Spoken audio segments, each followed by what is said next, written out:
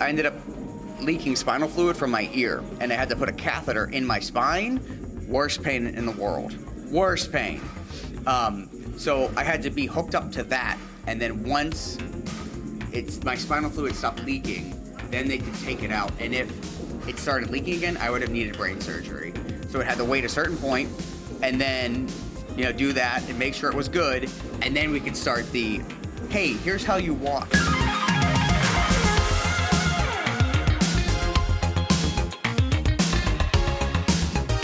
Hey guys, welcome back to another interview here on Tone In Entertainment. Today we're at Florida Wrestling Empire in Ocala, Florida, and I'm joined by the Unbreakable Shawn Phoenix. How you doing, Shawn? I'm doing good. How are you? Good. Now, I said the Unbreakable, but you're a man of many nicknames. I am. Yes, it all kind of started as a joke. I kept seeing a lot of shirts, like at concerts that would say like John and Paul and Ringo and all the Beatles, and then I would see that in other like Seinfeld characters and stuff like that. I'm like, oh, that's pretty funny. How can I do that, with my merch? And the goal, I haven't done it yet, but the goal is I want to be able to fill up an entire shirt with all my nicknames, front and back. So I have like the Firebird, I have the Punk Rock Pyromaniac, I have the Flame-Throwing Freefaller, Straight Edge Spitfire. So many. But I would say the most organic of the bunch would be the Unbreakable one. And long story short, I fractured my skull in 2018 at a show titled Unbreakable. It was back in Pittsburgh, and I was in the hospital for quite some time. A lot of my friends were like, isn't it funny that you fractured your skull on a show called Unbreakable? You shake your head no, but I thought it was hilarious. You thought it was hilarious. I thought it was hilarious. I was like, yeah, that is. Wonder if I could work with that. Okay. So I got the gears turning. I'm like, what if I use that as my nickname, and I'll have like my T-shirt be like my X-ray, and kind of like mimic the show poster. So I've been going by that ever since. It's one of my. So I say that's the most organic of the bunch. Okay, organic, ironic. Yeah. I think there's a couple things we could throw in there. Now, when I search your name on YouTube, of course, the first video that does show up is the Shawn Phoenix accident. You type in Shawn Phoenix and like accident comes up right next. That video comes up from your YouTube channel as well too. Yep.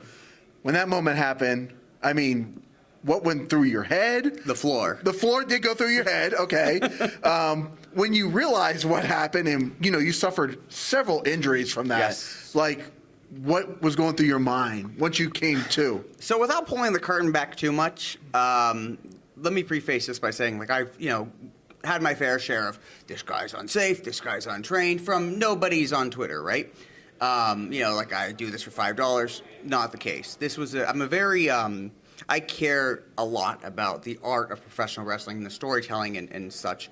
And that company was the first independent company I ever attended as a child. I was 14 years old, and that's when I realized I could change my perception of I want to be a professional wrestler, change to I know how I can be a professional wrestler. So that company meant a lot to me. So I just debuted for that company. The story was one this tag team broke up, turned on the other one, brought in these monsters, and they kept taking out the replacement tag partners of the guy who got attacked.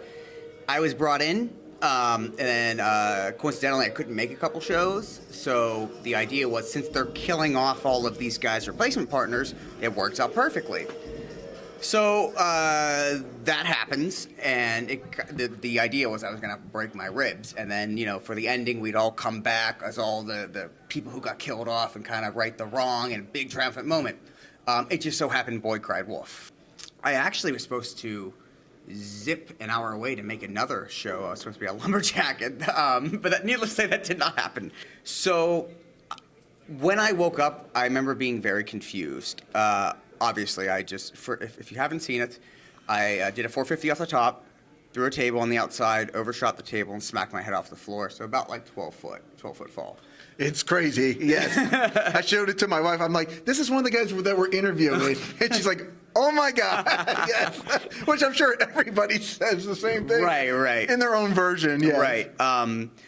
So, I mean, there isn't really much to comment on, other than, like, I was really confused at first. I woke up and see all the people looking down at me, and I kept saying, like, what happened? And in the moment, you can't really, on the outside, can't really for 100% sure say what happened. You know, I got, oh, you fell, you hit your head, you hit the guardrail.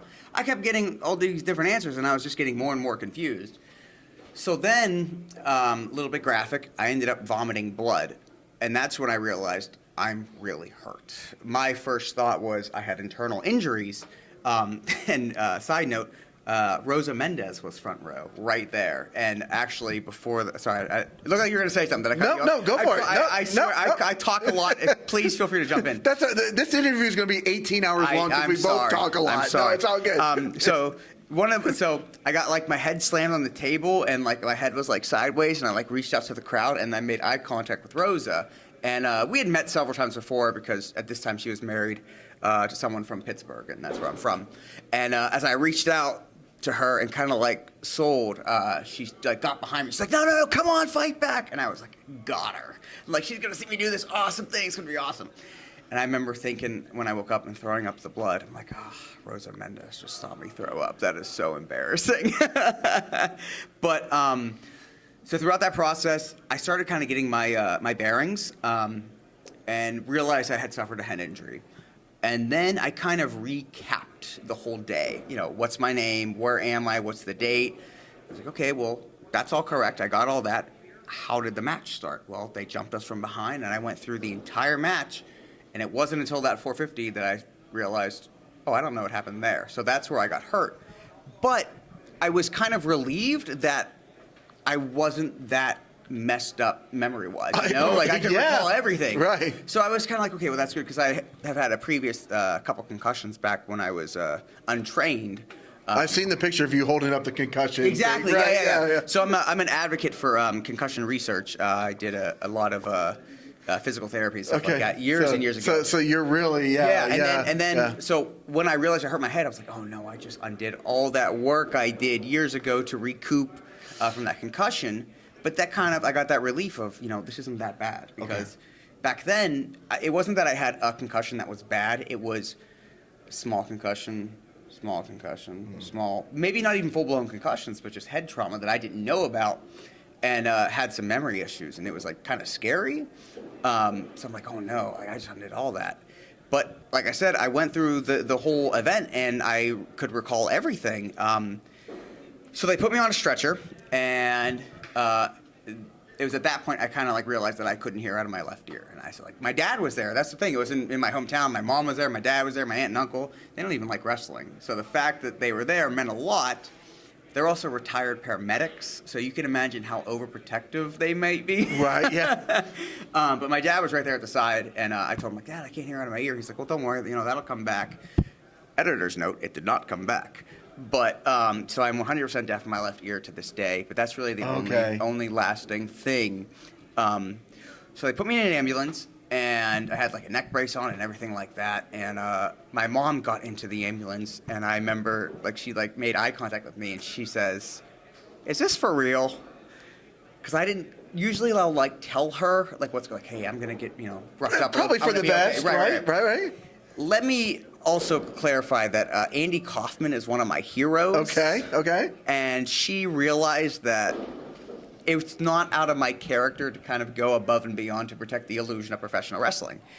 So she still didn't know, even though she saw her son crash and burn with a neck brace on a stretcher in an ambulance and still didn't know. And no matter what in professional wrestling, you guys take serious injuries and bumps and bruises.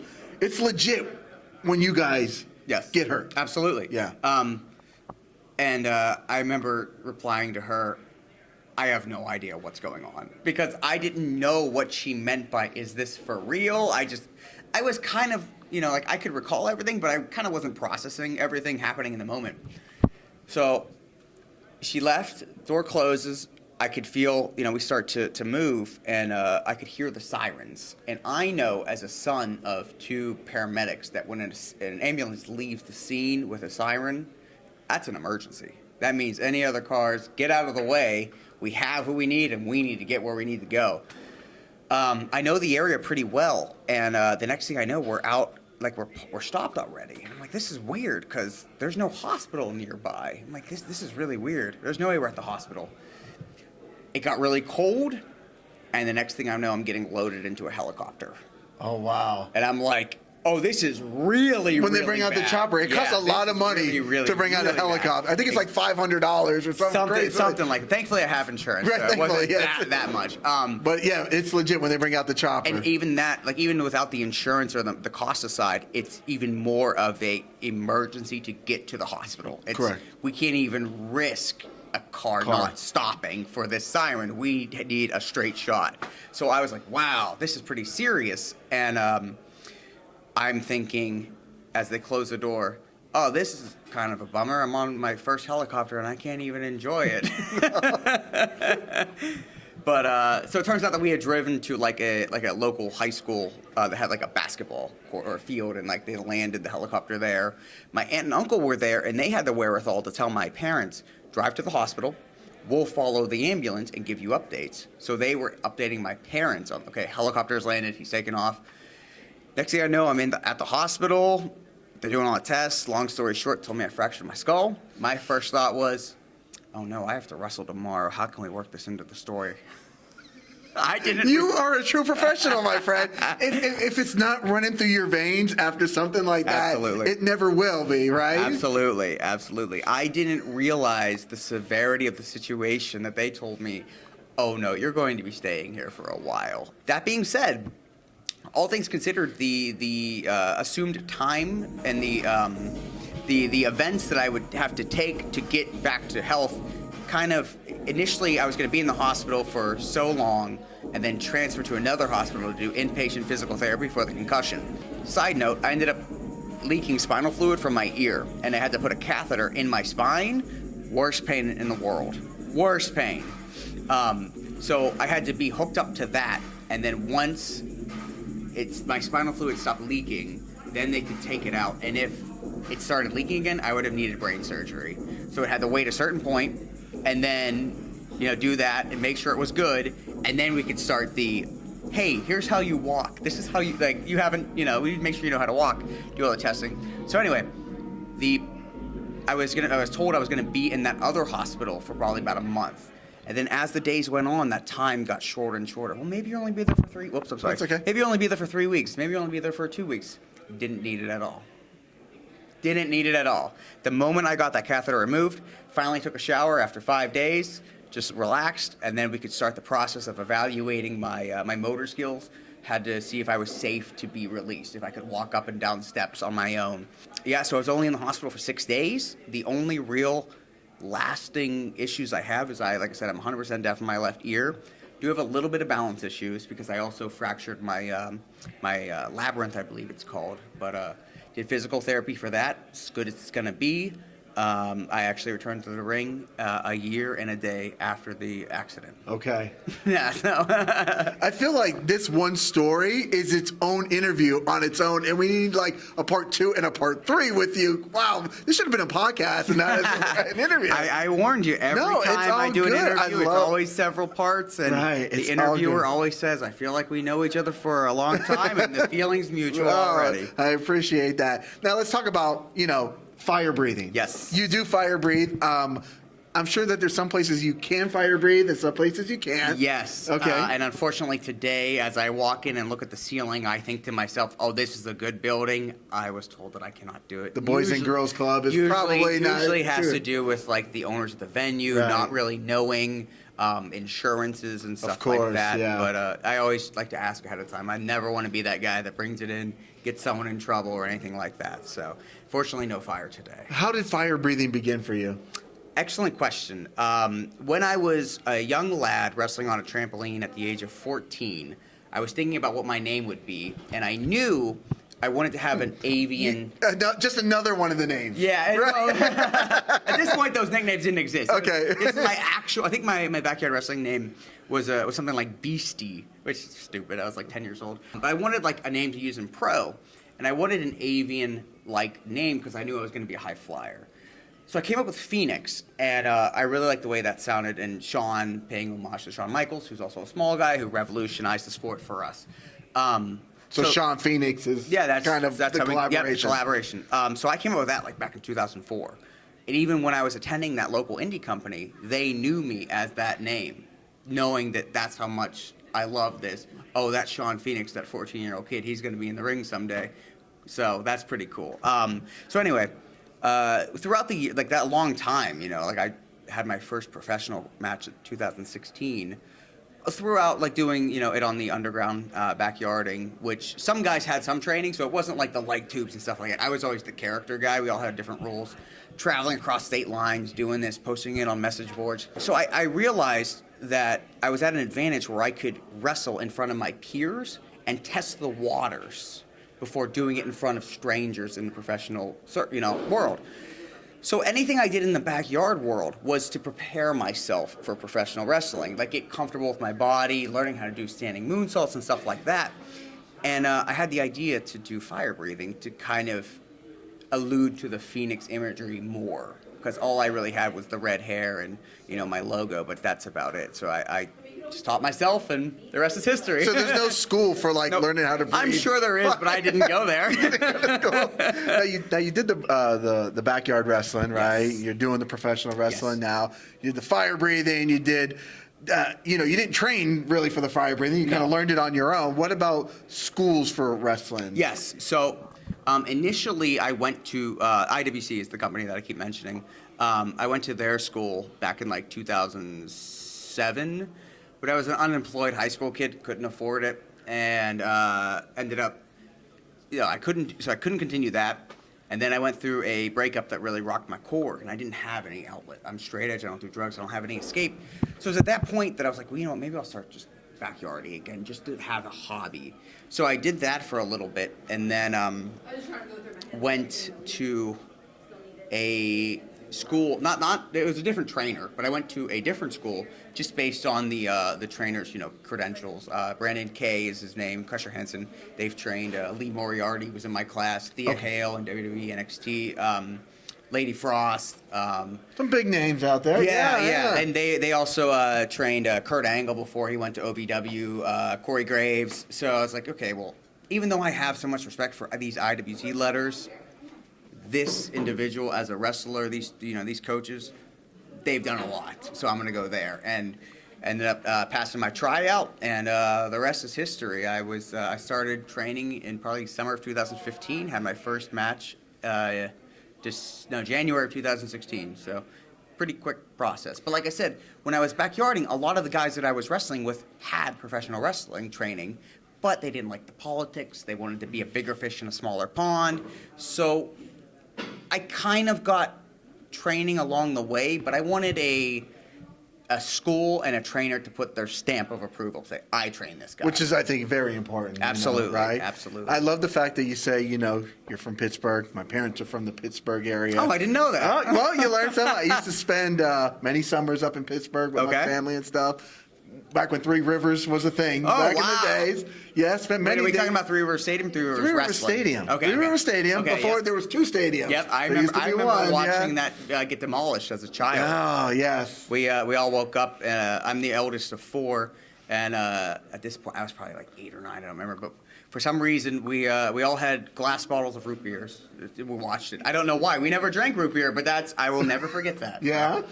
That was like the toast to it must, we're kids. We don't drink alcohol, so. And you're straight edge anyway, yes. so root beer is only appropriate. Yep. God, I feel like we could talk forever. I feel like we're just scratching the surface. I know you're the very first match here in a 6-man tag here tonight. And because of that, yes. I am first because I'm doing my match, and normally I would hang out all day, and I'm usually the last one to leave, but I am zipping to Tampa to see the Misfits. So. Which is very important. Yes, absolutely. You got wrestling, you got rock. And I also have fire breathing. Fire. I also have. We didn't even touch on flesh suspension. Is another hobby that I've taken up on. Okay. I don't think you realize. Okay. No, I have no. Can we get a brief summary as to what that? Because I've never heard of it. So what that is really weird. No way. We take piercings and pierce body parts. Okay. I've always done them from my back. I've also done them from my knees. And you get hooked up to a rope, like a stretchy rope, and you hang from a piercing. From the piercings with your full body weight. I've also done this is a recent thing actually. I've also done flesh pulls where you have the piercing in one part of your body and somebody else has one, and then you do a tug of war. Okay. And I got to do that for the first time, like within the past 2 months on stage. Essentially, I'm a part of a freak show now. How high is your pain threshold? You know, it's funny because when I was on the stretcher, when I fractured my skull, I thought to myself, this is the worst pain I've ever been in, and I need to remember this for whenever somebody says, well, what's the worst pain you've ever been in? And, you know, because pain, you forget it. You remember that it hurt, but you can't duplicate that feeling. So it's very easy to forget the answer to that question. So I made sure I remember that. And then from that point on, when you've already suffered by far the worst pain that you can imagine, everything else is a walk in the park. I'm going to take your word for that one. Well, Shawn, I'm going to let you go get ready for your match. We need to do a part 2 because I feel like we're just scratching the surface here. So next time, I mean, that's a reason for you guys to hit that red subscribe button. Absolutely. You know, right now for a part 2 with Shawn Phoenix. But you are the first match. I need to be respectful of your time for you to get ready. Shawn, where can people look you up at? I'm on all social media at X Shawn X Phoenix. That's just an X before Shawn, X before Phoenix. Came up with that way back in the days of AOL instant messaging days. So that's my Instagram, Facebook, Snapchat, TikTok, whatever. Send a message. I love chatting with people. So. You're very responsive. I do have to say that. Yes. Yes, exactly. I try to be. Well, Shawn, it was a pleasure. I'm glad that you are here in one piece. Helicopter ride, I had no idea. I learned a lot today in our so 20-minute much interview. more. And there's a lot more. So, guys, make sure you hit that red subscribe button so you can stay tuned in here to Toned In Entertainment for future videos. Subscribe to the channel. Do it. Go now. Do it now.